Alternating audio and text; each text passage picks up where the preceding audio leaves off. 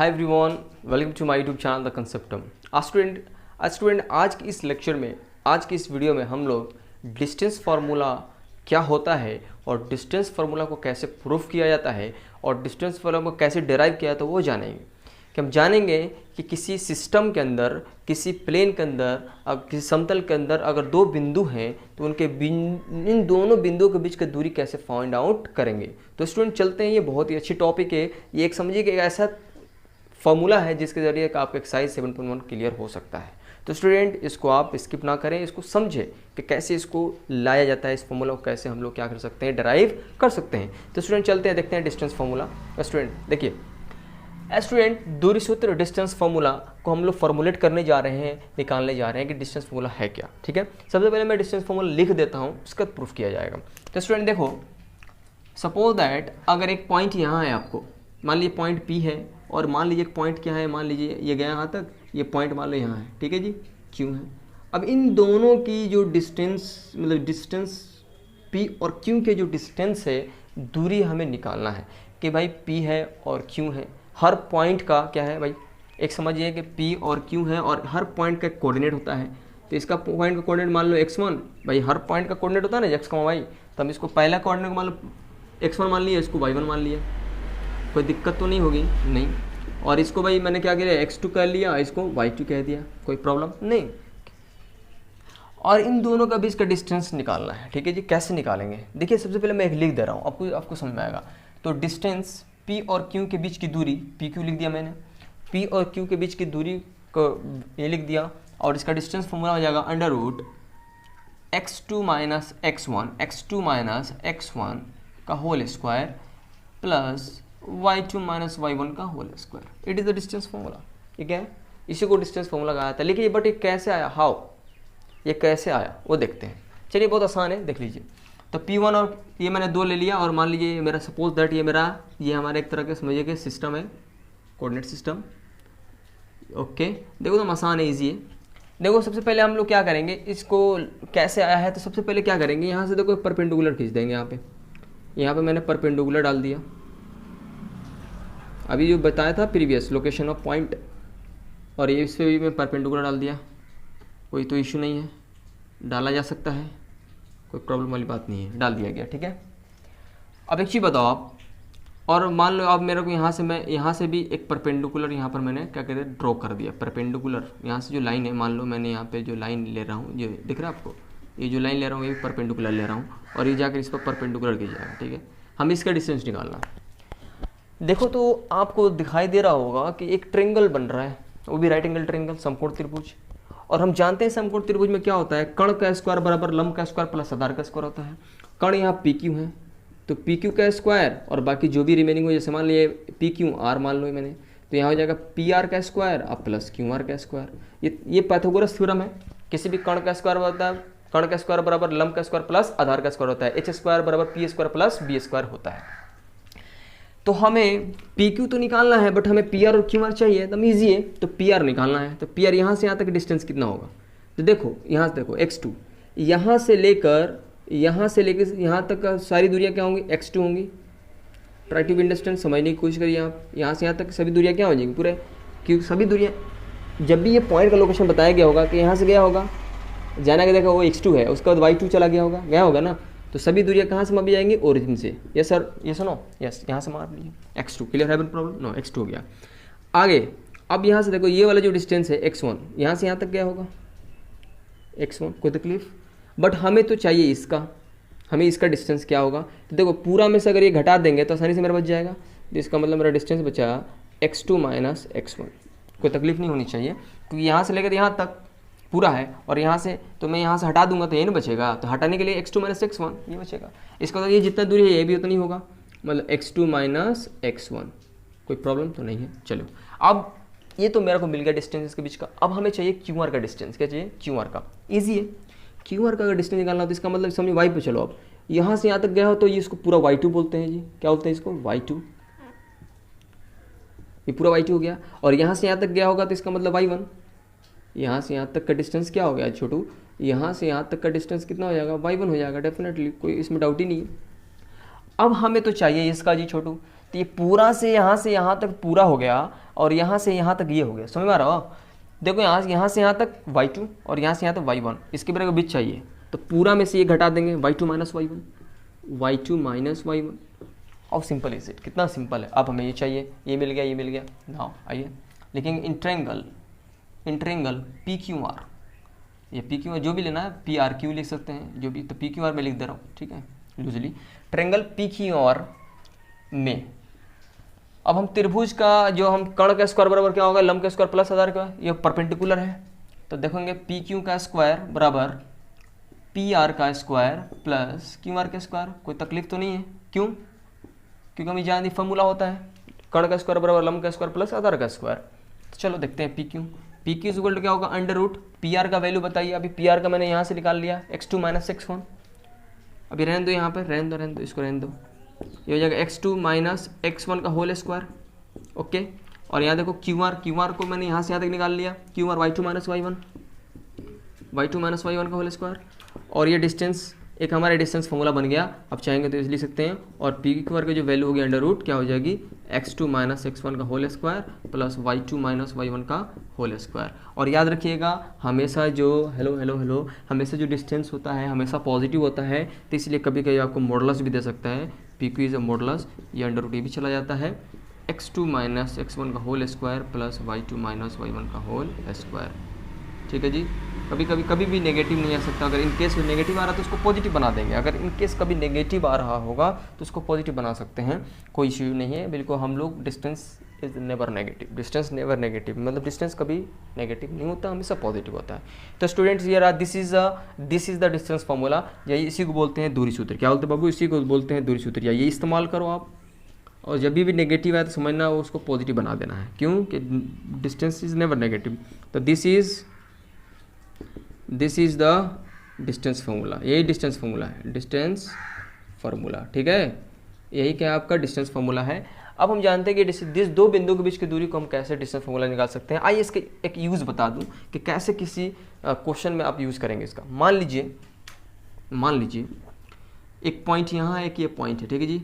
इस पॉइंट का मान लीजिए मैंने बोल दिया 3,2 है प्रॉब्लम, और इस पॉइंट को मैंने बोल दिया 3, मान लीजिए यह 2 हो गया। ठीक है, इस तरह का 2 पॉइंट्स दे दिया मैंने आपको, 2 आपको पॉइंट्स दे दिया।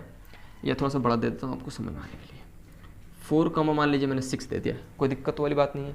अभी 2 पॉइंट दे दिया, कहा जाएगा भाई 2 बिंदु हैं, इनके बीच का दूरी निकाल दीजिए, तो नो प्रॉब्लम, सिंपल है।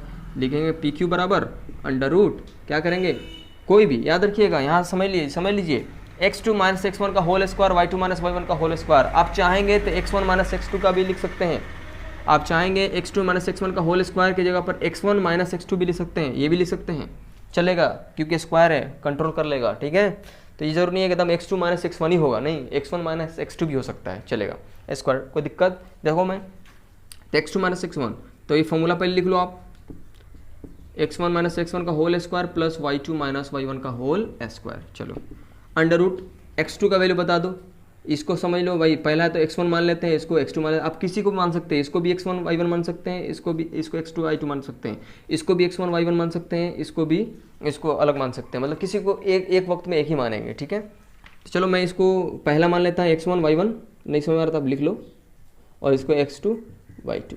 चलो जहाँ उसको डाल दो, 4 माइनस 2 का होल स्क्वायर, 4 ये हो गया, y2 माइनस y2 क्या है, 6 हो गया, -3 हो गया। देखो यहाँ पे कितना सिंपल है, 4 में से 2 गया, कितना होगा, 2 का स्क्वायर, और 6 में से 3 गया, 3 का स्क्वायर, कितना हो जाएगा छोटू, 2 का स्क्वायर 4, 3 3 9, 9 4 √13। इसका मतलब क्या हुआ छोटू, √13 यूनिट आएगा। और यहाँ पर हम इकाई लिखते हैं या यूनिट, मतलब क्योंकि ये डिस्टेंस है, बट हमें इसमें सेंटीमीटर तो दिया नहीं रहता है, इसलिए हमें यूनिट लिखना पड़ेगा लास्ट में आंसर में। तो PQ, तो मुझे उम्मीद है कि आपको P और Q के बीच का डिस्टेंस कैसे निकालना है वो समझ में आ गया होगा, और क्वेश्चन करेंगे तो बात समझ में आ जाएगी। और एक क्वेश्चन कर लेते हैं इस पर समझने के लिए, तो आप लोग लिख लें, राइट डाउन कर लें, सारा पॉज करके वीडियोस सारे लिख लें, है ना, जितने भी पढ़ाया जा रहा है सारे पॉज करके सारे को लिख लें, सारे एक नोट्स बनाएं, सही तरीके से नोट्स बनाएं। ओके, आइए क्वेश्चन कर लेते हैं। अब स्टूडेंट हम डिस्टेंस फॉर्मूला तो पढ़ लिया हमने, ड्राइव कर लिया। अब हम जानेंगे कि किसी दो बिंदुओं के बीच की डिस्टेंस हमने फॉर्मूला लिया। अब अगर कोई खास स्पेशल इसके अंदर केस आता है कि अगर मूल बिंदु से किसी बिंदु की अगर दूरी पूछा जाए तो कैसे निकलेगा। देखिए, मूल बिंदु से किसी बिंदु, मान लीजिए बिंदु है मेरा, इस बिंदु का हमें डिस्टेंस निकालना है मूल बिंदु से, किससे जी, ओरिजिन से हमें किसी बिंदु का दूरी निकालना है, डिस्टेंस निकालना है। तो ये हमारा ओरिजिन हो गया, और ओरिजिन से इस बिंदु की जो दूरी है वो हमें निकालना है। मान लीजिए P है और ये ओरिजिन है, ठीक है, इजी। तो इसका कोई ना कोई पॉइंट हो सकता है x, y, और हम जानते हैं कि ओरिजिन का जो क्या होता है जी, ओरिजिन का जो कोऑर्डिनेट होता है 0,0 होता है। अब आसानी से डिस्टेंस फॉर्मूला डालेंगे, इसलिए OP बराबर क्या हो जाएगा, under root x minus x2 minus x1। तो x माइनस 0 कितना हो जाएगा, x माइनस 0 का होल स्क्वायर, y माइनस 0 का होल स्क्वायर। तो 0 से घटाओ या मत घटाओ उससे मतलब नहीं होता है, हो जाएगा x square plus Y square. इसका मतलब OP डिस्टेंस हमारा निकल गया। इसका मतलब याद रखिएगा कि मूल बिंदु से किसी बिंदु की जो दूरी होगी, मूल बिंदु से ओरिजिन से किसी भी पॉइंट का डिस्टेंस होगा वो under root x square plus Y square होगा। कोई दिक्कत? किसी बिंदु का मूल बिंदु से किसी बिंदु की जो दूरी होगी under root x square plus Y square होती है। याद रहेगा ना, इतनी याद रखिएगा, ये ऑब्जेक्टिव डायरेक्ट पूछ देता है, ठीक है, इतनी बात है। तो चलो अब हम कुछ देख लेते हैं, इस पर क्वेश्चन कर लेते हैं। सपोज दैट ये क्वेश्चन मान लो कि हमें निकालना है दूरी सूत्र का यूज करके, दूरी डिस्टेंस फॉर्मूला का यूज करके हमें निकालना है किसी दो पॉइंट के बीच का डिस्टेंस। मान लीजिए सबसे पहला एक क्वेश्चन बताना है कि हमें दूरी निकालना है, दूरी ज्ञात करें, ठीक है, दूरी ज्ञात करना है। पहला 2, मान लो 5 दिया गया है और दूसरा दिया गया है 3,2, ये दिया गया है, ठीक है जोड़ो। ये हमें दो पॉइंट्स दिए गए हैं, हमें अब इसकी डिस्टेंस निकालनी है। चलो निकालते हैं। नंबर 2 एक और दिया गया है, 5,4 दिया गया है और दूसरा दिया है 0,0। अब तीसरी बात यह है कि कह रहा है तीसरे क्वेश्चन में मूल बिंदु से 2,5 की दूरी बताइए। मूल बिंदु से 2,5 की दूरी बताइए, है ना, ये बताना है आपको। इजी है, देखिए आप इसको आसानी से समझ लीजिए, आसानी से बन जाएगा। समझ में आ गया? तो देखिए पहला क्वेश्चन मैं यहाँ से स्टार्ट कर देता हूँ। सॉल्यूशन फर्स्ट, पहला कैसे बनाएंगे, सबसे पहले तरीका से वेल तरीका से मैं यहाँ बना देता हूँ आपको समझ आने के लिए। देखिए यहाँ पे इसको मैं मिटा देता हूँ, इसकी ज़रूरत नहीं। आइए पहला क्वेश्चन स्टार्ट करते हैं वेल। इसी तरह एग्जाम में आप पॉइंट ऑफ व्यू से बनाइएगा। आपको पहला क्वेश्चन सोल्यूशन हल लिख देंगे। उसके बाद सबसे पहले मान लेंगे, माना कि कोई पॉइंट, इसका पॉइंट का तो नाम नहीं दिया है तो पॉइंट मान लेंगे। मान लिया मैंने P ले लिया 2,5 एंड मैंने Q मान लिया इसको 3,2। कोई दिक्कत? अब इसे डिस्टेंस फॉर्मूला अप्लाई करेंगे, लिखेंगे दूरी सूत्र से। क्या लिखेंगे बाबू? दूरी सूत्र से। तो दूरी सूत्र क्या कहता है जनाब? PQ इज इक्वल टू क्या होगा, under root x2 minus x1 का होल स्क्वायर। एक फार्मूला में बार बार इसलिए लिख रहा हूँ ताकि याद हो जाए आपको, y2 माइनस y1 का whole square, x2 minus x1 का whole square plus y2 minus y1 का होल स्क्वायर। अब देखिए यहाँ पर x की वैल्यू, x2 की जगह ये मान लो ये x1 है, ये y1 है, x2 है, y2 है। तो x2 वाला ये पार्टी है, x2 y2 वाला, तो x2 यहाँ डाल दो 3, x1 क्या है 2 का होल स्क्वायर प्लस y2 कितना है जी, y2 कितना है 2 है तो 2 लिख दो। y1 कितना है छोटू, y1 5 है तो -5 लिख दो। कोई प्रॉब्लम नहीं, कोई दिक्कत नहीं है। अगर आपको दिक्कत हो रही है तो x1 y1 अलग लिख लो, x2 y2 अलग लिखो, उसको पुट कर लो। 3 में से 1 गया कितना होगा, 1 का स्क्वायर प्लस 2 में से -5 जाएगा, 2 माइनस 5 जाएगा तो कितना होगा, -3 का होल स्क्वायर।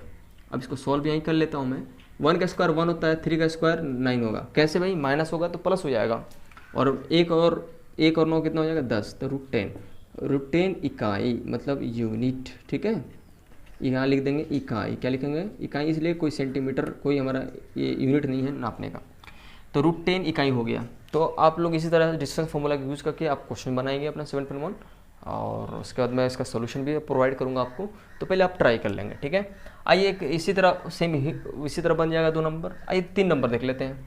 3 नंबर ये क्वेश्चन कह रहा है कि मूल बिंदु से 2,5 की बताइए। तो मूल बिंदु से बोल रहा है, इसका मतलब एक जो पॉइंट होगा वो 0,0 होगा।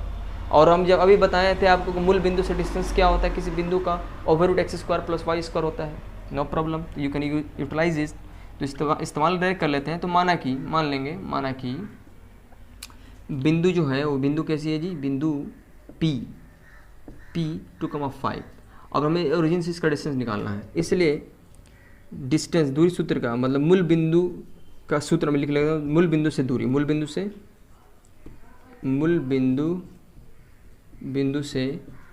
बिंदु P की दूरी, बिंदु P की दूरी इधर लिख दे रहा हूँ। दूरी बराबर क्या होगा, √x² + y²।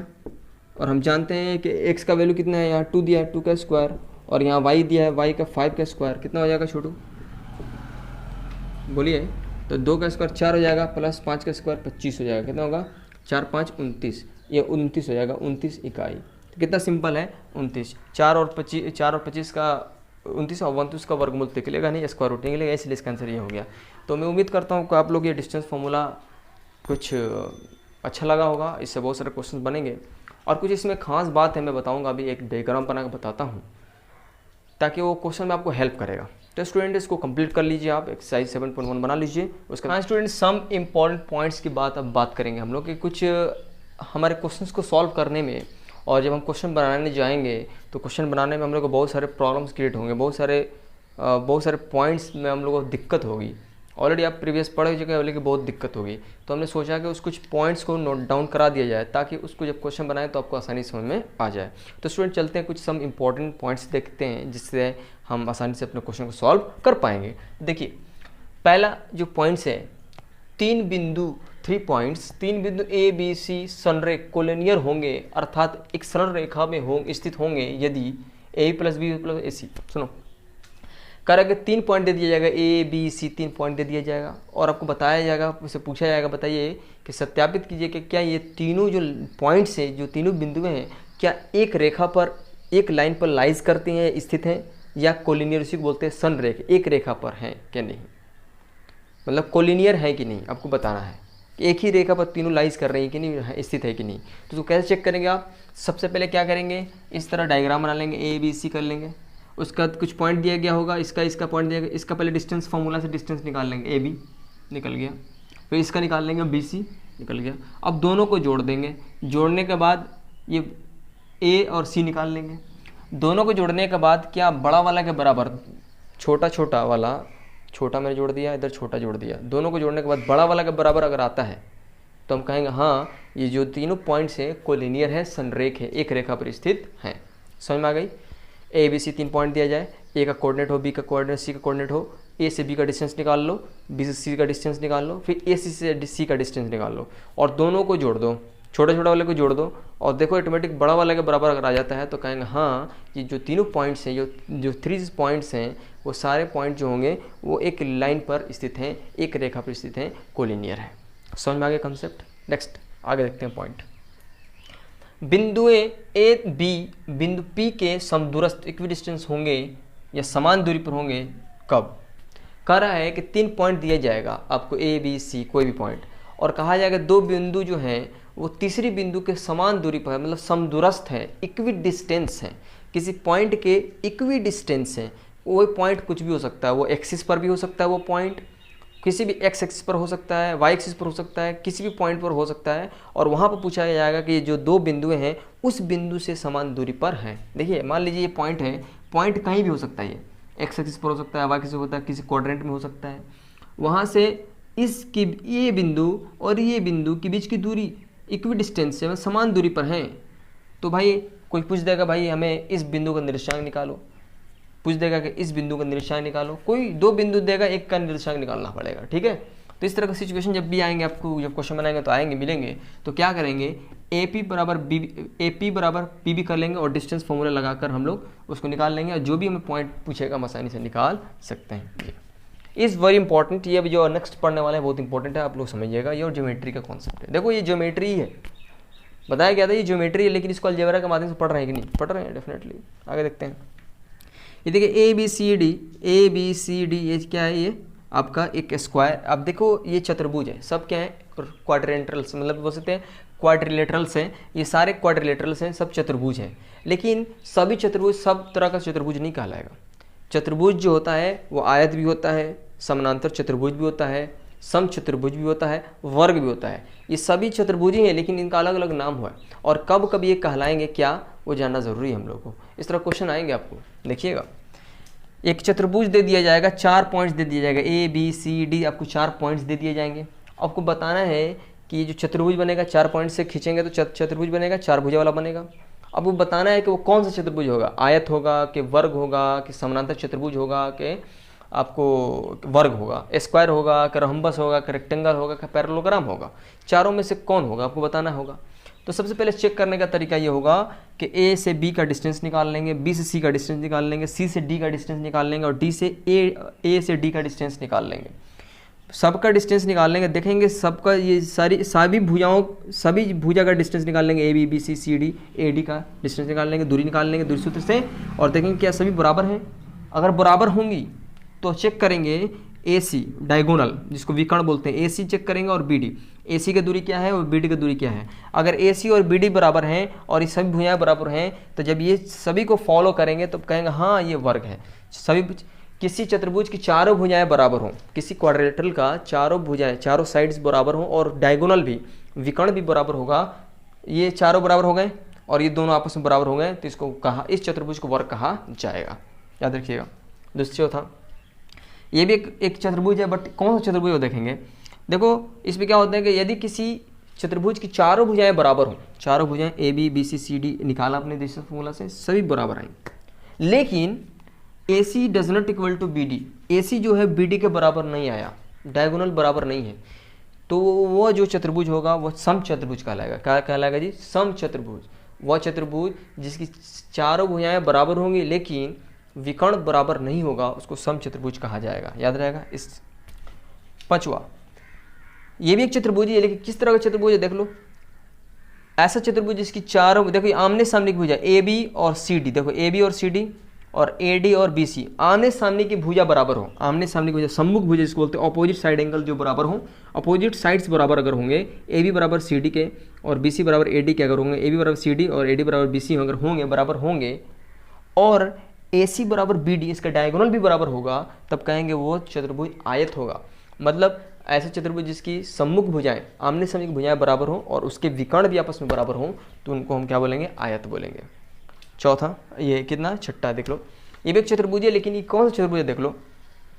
A B C D जो है एक चतुर्भुज है, बट इसमें कौन सा चतुर्भुज है? अगर इसकी चारों भुजाएं बराबर हों, चारों भुजाएं नहीं कह सकते, इसकी आमने सामने की भुजा ए बी बराबर है सी डी के और ए डी बराबर है बी सी के, आमने सामने की भुजा अगर बराबर हो और इसके विकर्ण बराबर ना हो तो वह चतुर्भुज समानांतर चतुर्भुज कहलाएगा, पैरेललोग्राम कहलाएगा। इसको दम आपको कैसे भी याद करना है, याद रखना है। ऐसे मैं बता देता हूँ ऑरली। देखो ऐसा त्रिभुज जिसकी तीनों भुजाएं बराबर हो उसको बोलते हैं समबाहु, मतलब इक्विलेटरल ट्रायंगल बोलते हैं, मालूम है ना। ऐसा त्रिभुज, ऐसा त्रिभुज, देखिए ऐसा त्रिभुज जिसकी सभी भुजाएं, जैसे ये देखो ये ए बी सी, ऐसा त्रिभुज जिसकी सभी भुजाएं बराबर होंगे उसको समबाहु त्रिभुज कहेंगे। तो अगर 3 पॉइंट्स दे दिया जाएगा, कहा जाएगा बताइए कि इसमें कौन सा चतुर्भुज, कौन सा त्रिभुज है। तो 3 भुजाएं हैं, तीनों का डिस्टेंस 4 निकाल लेंगे, तीनों अगर बराबर है तो समबाहु बोलेंगे। अगर 2 इसमें बराबर होगा, 1 बराबर नहीं होगा, तो ऐसे त्रिभुज जिसकी 2 भुजाएं बराबर उसको समद्विबाहु बोलते हैं, आइसोसेलेस बोलते हैं। और जिसकी तीनों भुजाएं बराबर ना हो तो उसको विषमबाहु बोलते हैं, उसको एस्केलेंट ट्रायंगल बोलते हैं। तो ईजी है। तो मैं आशा करता हूँ कि आप लोग की ये वीडियोस बहुत पसंद आई होंगी और इसको अगर आपको समझ में आया होगा, अगर नहीं आया होगा तो 1 बार 2 बार देख लेंगे, डेफिनेटली समझ में आएगा। और इस पर क्वेश्चन करेंगे तो और ज़्यादा समझ में आएगा। तो क्वेश्चन करें, पहले एग्जाम्पल बनाएं तब क्वेश्चन करें, और जो भी क्वेश्चन फंस रहा है तो कमेंट सेक्शन में लिखें। तो स्टूडेंट आज की इस वीडियो में बस इतना ही। Thank you so much.